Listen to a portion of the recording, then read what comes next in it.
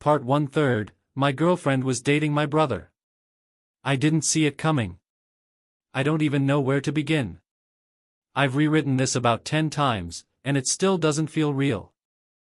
I, 27M, was with my girlfriend, Emily, 26F, for just over 3 years.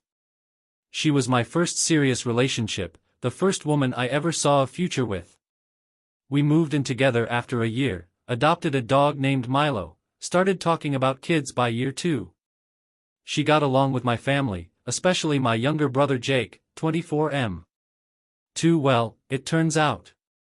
If you would have told me 6 months ago that my girlfriend and my brother were sneaking around behind my back, I would have laughed. Jake and I were close, not tell each other everything, close, but close enough that I trusted him with my life. I always thought that if I ever had to go to war or bury a body, he'd be the guy I'd call. Turns out, I should have been watching who he was burying something in. Triangular flag, first red flag I ignored. It started subtly. Emily began working later hours. I chalked it up to stress. Her job at a small marketing firm had been going through some restructuring, and she claimed she had to pick up the slack. Then Jake started popping by more often when she wasn't home. He'd show up with coffee or beer, say he was just checking in. At first I thought it was sweet. Bro stuff. He'd play with the dog, watch sports, vent about his dead-end job at the car dealership. No big deal, right? Except one night, I caught him glancing around our living room like he was memorizing it. He lingered near her desk. Even smelled her candle like a weirdo. I made a joke about it. Dude, you got a crush on my apartment? He laughed, but it was forced. I remember that laugh. It's burned into my skull now. Face without mouth the night everything shifted. It was a Friday. Emily said she had a girls' night. She even sent me a blurry pic from what looked like a bar, drinks, a couple of women, low lighting. Seemed legit. But I ran into her friend Sarah the next day at the grocery store, and she casually mentioned she hadn't seen Emily in a few weeks. I tried to play it cool, but I'm a terrible liar. My face did that twitchy smile thing and I nodded like a bobblehead. Something cracked open in me that day. Man detective the spiral into suspicion. I started noticing patterns. Her phone would be face down. She added a passcode, she never had one before. She took Milo on long walks at weird hours. And Jake. Jake got quiet. I decided to test something. I told Emily I was going out of town for a work thing, an overnight retreat 2 hours away. I even left that morning, packed a bag, kissed her goodbye. But I doubled back and parked down the street. Just watched. Hours passed. Nothing. Then, around 9:30 p.m., a car pulled into our driveway. Jake's car. I swear to God, I wanted to believe it was a coincidence. Maybe he forgot something, maybe he was dropping off a package. I waited. They didn't come out for 3 hours. I didn't sleep that night. Collision: The Confrontation, Part 1. The next day, I came home like nothing happened. She smiled, asked about my trip, told me I looked tired. I said yeah, it was exhausting. She had no idea I'd watched her lie through her teeth. Jake texted me later, "You back home?" I didn't reply. Instead, I set up a hidden cam in our living room. Yeah, I know how that sounds. I felt like some tinfoil hat psycho. But I had to know. What I saw that week changed everything. Video camera the footage. 2 days later, she told me she was going to Pilates. She left in leggings and a tank top, kissed me on the cheek, and said, "Love you." 20 minutes later, Jake walked through the door with a key. A fucking key. They didn't even go to the bedroom. They made out on our couch. Right in front of Milo. That poor dog looked so confused. I watched them, her hand on his face, him laughing in a way I hadn't heard in months. Then they started talking about me. I won't repeat all of it, but Jake said, "He's not gonna take it well. You sure you're ready?" And she said, "He'll get over it. He always does." Like I was some lost puppy they'd forgotten to rehome. Broken heart, what hurts the most? It's not just the betrayal. It's how long they let me play the fool. How many nights I held her, thinking I was her safe place, while she was planning her escape route with my brother. The worst part? I was going to propose. I had the ring. It's still in my sock drawer, mocking me. Firecracker, what I did next? I haven't confronted them yet. I've been quiet. Watching. Planning. And I know some of you are going to say, just leave. Be the bigger person. But the thing is, I gave them everything, and they set it on fire. So maybe, just maybe, I'll light a match of my own. To be continued. Part 2/3. My girlfriend was dating my brother. Here's what I did next. So, I had the footage. I had the receipts.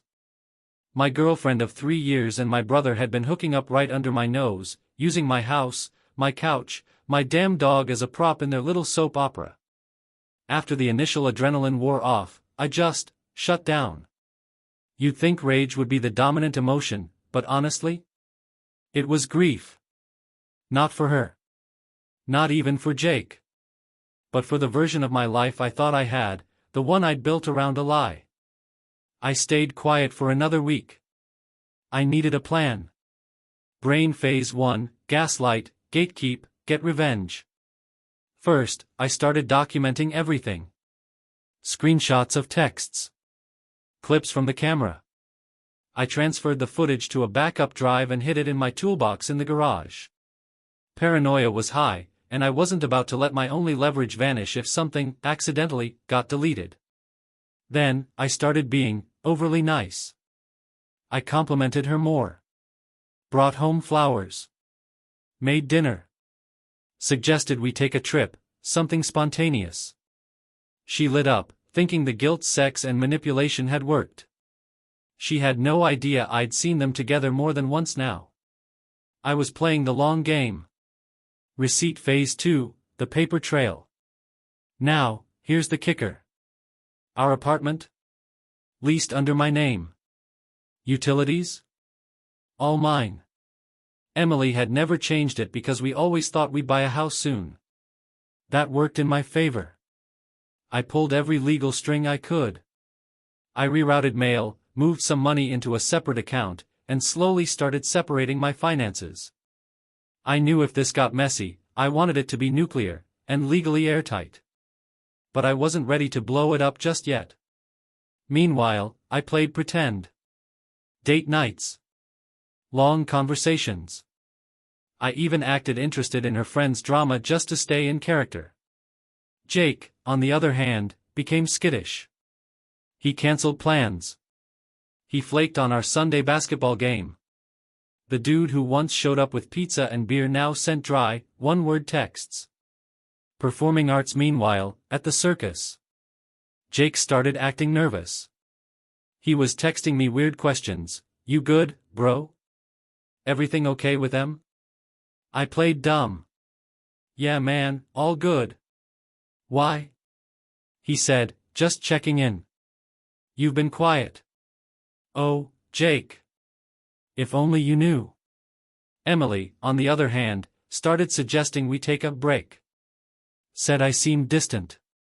Said maybe we were growing apart. I told her, you might be right. But I think we owe it to each other to try one last time. She cried. Was it guilt? Manipulation? Who knows? But I held her while she sobbed, and I felt nothing. I bought myself more time. Firecracker, the detonation. I waited until the weekend Jake was out of town on a dealership retreat. Emily said she was going to a spa. But guess what? They were both lying. They went to a cabin, together. How do I know? Because I followed them. I didn't confront them there. I just observed. Took photos. Not creepy ones, just enough to confirm what I already knew. I went home that night and packed her things. Every last one. In trash bags. Labeled them, hope he's worth it. Then, I waited. Door Sunday night. She walked in around 8:30 p.m. Saw the bags. Saw me on the couch with Milo. What is this? You tell me, Em. How's Jake? Her face drained. Pure white. I don't know what you. Cut the shit. I know everything. I pulled out the USB stick, set it on the coffee table. You can take this if you want. Doesn't matter. I've got copies. Multiple. Silence. Then tears. She didn't deny it. Just said, it wasn't supposed to happen like this. I laughed. I actually laughed.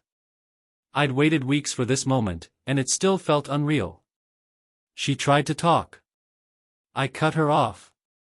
Told her the lease was in my name, and she had till morning. She asked where she should go. I told her to try Jake's place. Or the cabin. Telephone receiver. The fallout begins.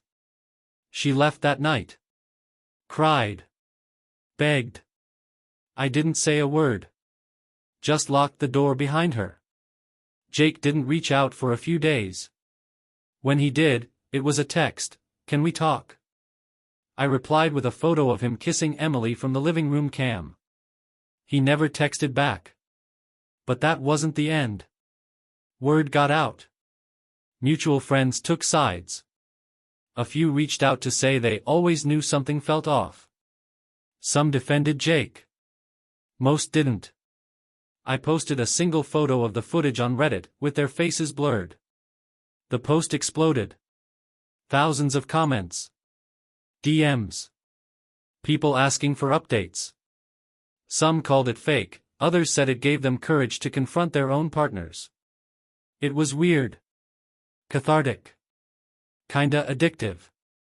Light bulb. But wait, there's more. You'd think that was the end, right? That they'd go off, be together, and I'd rebuild? Nah.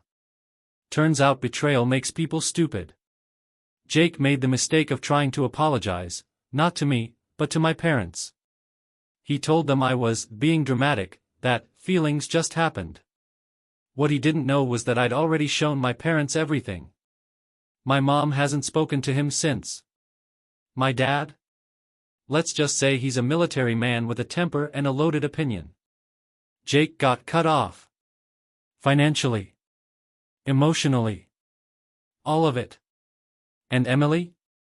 She tried texting me 2 weeks later. I miss you. I made a mistake. I blocked her. She made burner accounts. I blocked those too.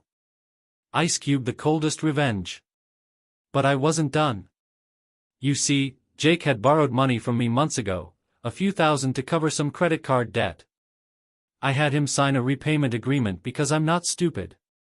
I took that contract and filed it in small claims court. When he didn't show? Garnishment proceedings. His paycheck?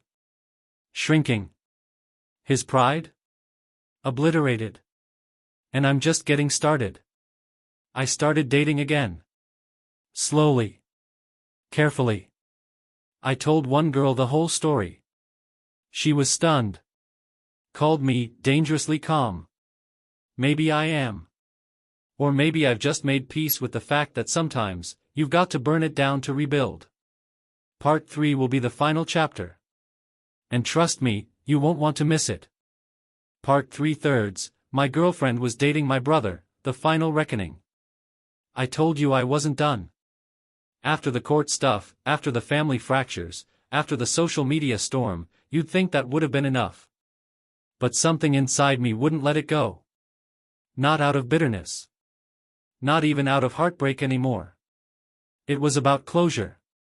Not the kind they write about in breakup books.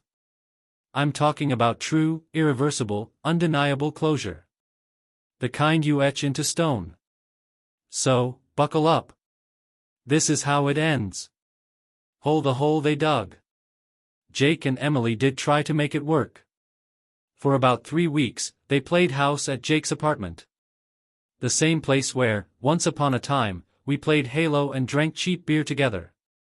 But they couldn't escape it. Every conversation they had was surrounded by what they'd done to me. They became paranoid. Bitter. I know this because Emily, in some sort of desperate therapy-induced confession spiral, started sending me emails. Long, rambling. Contradictory. She apologized. Then blamed me. Then apologized again. She said Jake was distant. She said he thought I would forgive them eventually. That I would come around. I never replied. Microphone the mic drop. But I did something else. Remember that footage I mentioned? The stuff I blurred and posted anonymously on Reddit?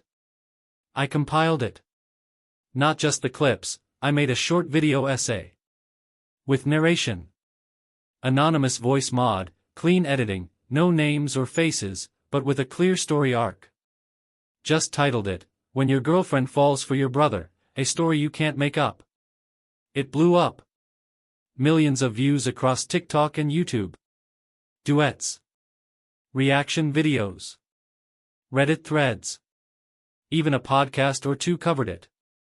People called it fake. Others said it hit too close to home. Jake and Emily knew. They didn't say anything. But Jake deleted his social media. Emily's LinkedIn quietly vanished. She moved back to her hometown. Jake got fired. Not because of the video. But because apparently, sleeping with a customer's wife, long story, and missing court-ordered repayments raises red flags. Oops. Brick building, what's next? Meanwhile, I moved out of the apartment. Sold everything that reminded me of that life. Kept Milo, obviously, he's the real one in all this. I started journaling. Got therapy. Got in shape. Took a solo trip to Japan. I also started writing. Short stories at first. Then screenplays. I submitted one, loosely based on this whole fiasco, to a small indie festival. It got accepted. I met someone there. Her name's Lara. She asked me about the story behind my script. I told her the truth. Every piece of it. She didn't flinch. She didn't pity me. She just said, "Damn. You turned a disaster into art." And I guess, yeah. Maybe I did. Speech balloon final thoughts. This story started with a betrayal. A deep, personal, soul-splitting betrayal. But it ends here, not with vengeance, but with growth. Jake and Emily aren't together anymore. Last I heard, he moved states. She works retail now. They don't talk. And me? I sleep well.